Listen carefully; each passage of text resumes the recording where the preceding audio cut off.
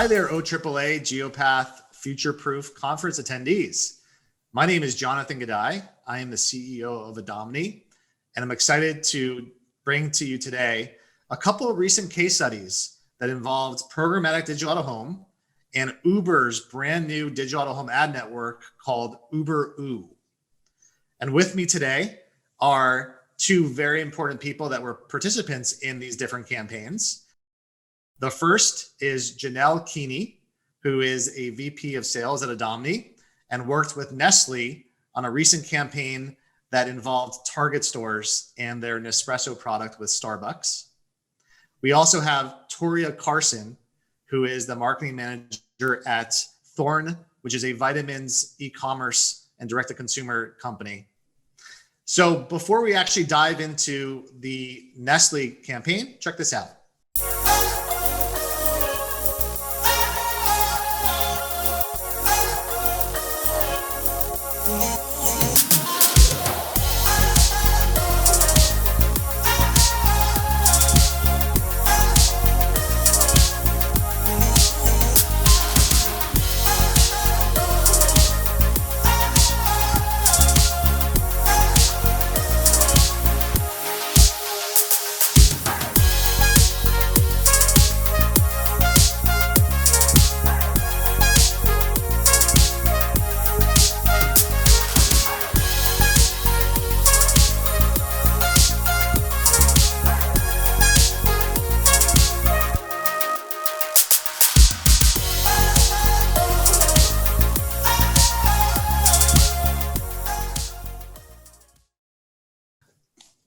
Janelle, so let's talk a little bit about this Nestle campaign. First of all, I saw that there was Nestle and it was Target and it was Starbucks. Who was really the clients in this particular campaign? Well, that would be Nestle Coffee Partners for Starbucks, and the CPG line for Starbucks, specifically targeting those Target stores. Gotcha. So Nestle was the client. And what were their goals? Like, what were they trying to achieve with this particular campaign? Sure. Well, with this being a new product launch campaign for this new Starbucks product at Target, they really wanted to generate a lot of buzz and excitement around it. So clearly awareness was a big objective that they wanted to accomplish, but also they wanted to drive those sales at Target or at target.com. Now, has this group done a lot of digital out-of-home or programmatic digital out-of-home in the past? No, this is their first time that they have leveraged digital out-of-home or programmatic digital out-of-home for that fact. And so given that it was their first, how did that process go down in terms of helping them, with their first campaign and deciding what ingredients, what screens, what tactics should be put into place? Sure. Well, because this is such a new avenue for shopper marketing agencies and brands alike to explore, there was at first a lot of education that went into it to really help them to understand the power of digital out of home and the benefits of using programmatic digital out of home. So the first couple of meetings were very education based, a lot of sharing and showing what the Adomni platform can do for them when building and developing a campaign. Anywhere from identifying all the different media types that we have available. We're currently at, I think, 40 right now. So being able to narrow those down and truly identify what media venues are going to work best for a campaign like this. In addition to that, we also dove really deep into audience segmentation and leveraging Adomni's Audience IQ platform to really identify and hone in on those key audience segments that Starbucks was really trying to attract to come into the Target stores to buy this product. Gotcha. And was it pretty open-ended, or did they have a specific kind of list of stores or geos that we had to follow for this particular campaign? Actually, they provided us with their top 100 performing stores, and we were then able to apply a 5-mile radius to target those venues that we wanted to bring into the plan to make sure that we were really capturing that target guest when they were within that 5-mile radius of a Target store. Got it. So path to purchase surrounding the stores was the strategy that ended up getting put into place there. That makes a lot of sense. So with OAAA being added to the media mix, tell us what enticed Nestle about using OAAA as part of the campaign plan. Sure. Well, primarily for the fact that they were able to combine a large format screen with this street level screen to really capture that broad awareness, and also capturing those on the go target guests, really entice them and excited them to leverage this as a part of their platform. So yeah, so having Uberoos and the billboards around the stores drive that awareness makes a lot of sense. From the standpoint of programmatically, what about programmatic really was highlighted or utilized as a tactic for this particular campaign besides what we already discussed? Sure. One thing that we definitely wanted to focus on was the ability to do day parting. Essentially, we were able to apply the rule of a 7 a.m. to 10 p.m. ad play runtime. And essentially what that was doing was it was making sure that we were delivering those out of home ads to the target guests when they were in a shopper mindset. So it essentially was optimizing their budget in a way that was truly delivering that media to capture the audience at the right time and in the right place. Results perspective, digital out of home has always been kind of viewed as more reach, top of the funnel. With this particular campaign, did Nestle do anything that was unique or related to measurements that you want to share with us? Yes, as part of their goals, one of the things that they wanted to measure was foot traffic going into the Target stores after audiences were exposed to the digital out of home media. So we partnered with Mira, and they were able to deliver and provide us a footfall report that measured that traffic, resulting in those who were exposed to that out of home media. Oh, very cool. And how did the results ended up looking for this particular? They were phenomenal. We kind of blew it out of the water, surprised both Mira as well as Nestle and Starbucks, but we had a 42% lift in store visits from those who had been exposed to that digital out of home media. And in addition to that, the Uber out of home ads also showed that 79% were more likely to visit a Target store after being exposed to that Uber out of home ad. Those are very strong metrics. Yes. That I would imagine Nestle was very, very happy with their first shopper marketing programmatic out of home campaign. They were thrilled. Yes. That's great. And next up, we have Toria Carson from Thorn, who will be telling us about their first programmatic digital out of home campaign that also featured Uberoo. Check this out.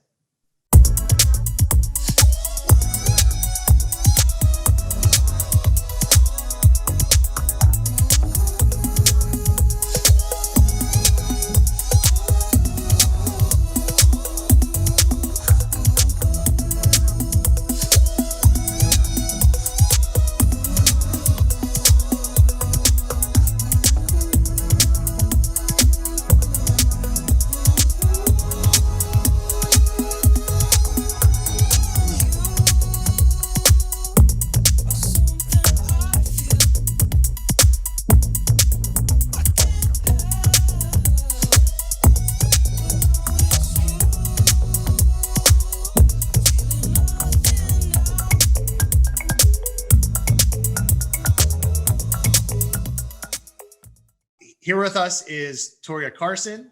She is the growth and digital marketing manager for Thorn. Welcome.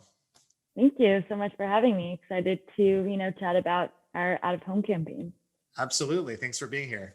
So Toria, first, if you can describe your role at Thorn and also just provide those who aren't happy customers of Thorn like I am with a little background on Thorn.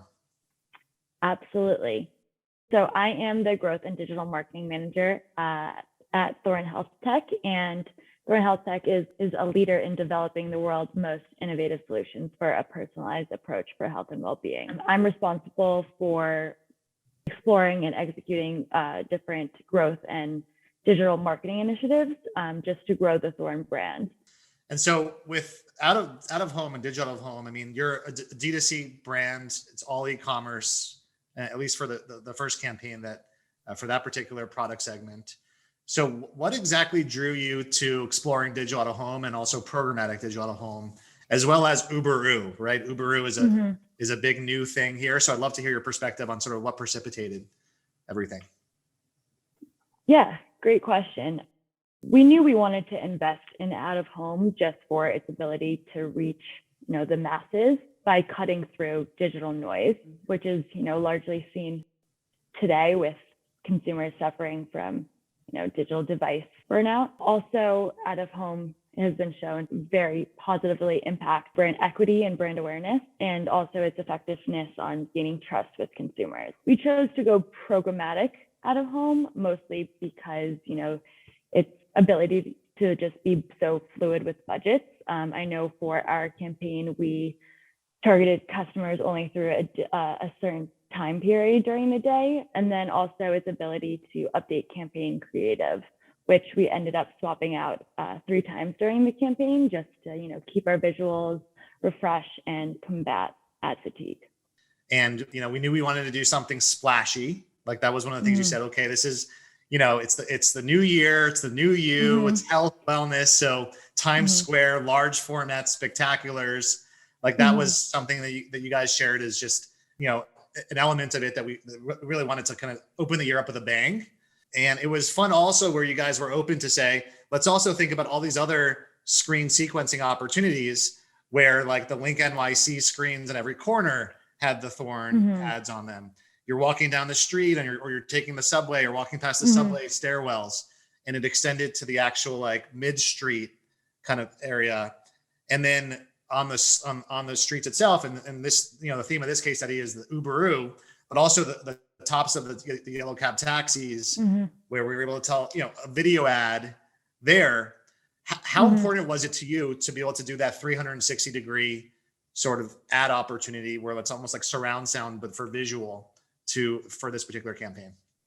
Well, since this is our first, out of home campaign, we really wanted to take advantage of, the various placements, whether they were, street level, or digital spectaculars such as the one Times Square, and also, just high traffic areas. Seeing how consumer behavior was during January and February, we definitely shifted our initial strategy, but seeing how, there were so many more like inventory options or different inventory options at the time, we were really able to adapt and, take advantage of those opportunities, such as doing Lincoln Tunnel billboards. And those were, in high traffic areas. And it was definitely, very important to take advantage of all of the different street level opportunities to really, get that 360 perspective. Yeah, that immersive, unmissable, like, people just who are walking or driving would know Thorn in the months of January, February in LA and New York.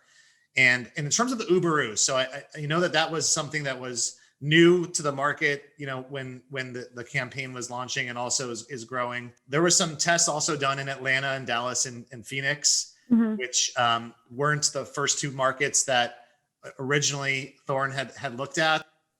Yeah, I mean, it was a great opportunity to take advantage of Uber-oo, especially with the capabilities of video. Really made it an amazing media type to add to the campaign. And as far as the results, so, with this particular campaign, I believe we did an M4 lift study as well to measure brand. But when all the dust settled, 2-3 months after the campaign ended, how did you guys look at the overall performance and how did it meet your expectations going into the campaign? From the brand lift study that was conducted by M4, we saw that exposure to our campaign creative significantly improved Thorn's brand opinion among people who were exposed to the campaign, as well as purchase intent. So that was really exciting to see. Absolutely.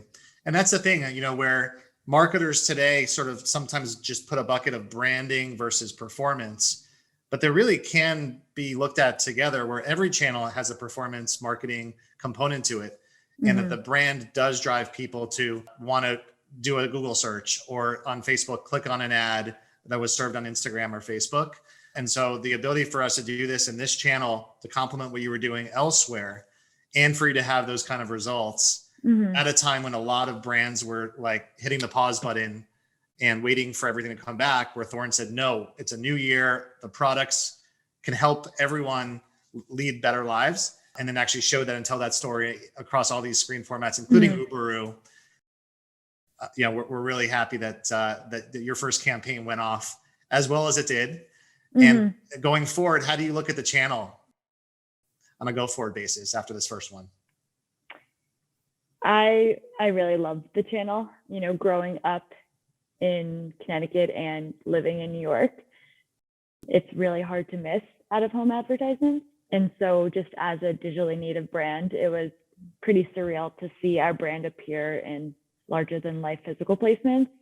You know, seeing our ad on the One Times Square and digital spectaculars around Bryant Park, Lincoln Tunnel, and, you know, various billboards across LA.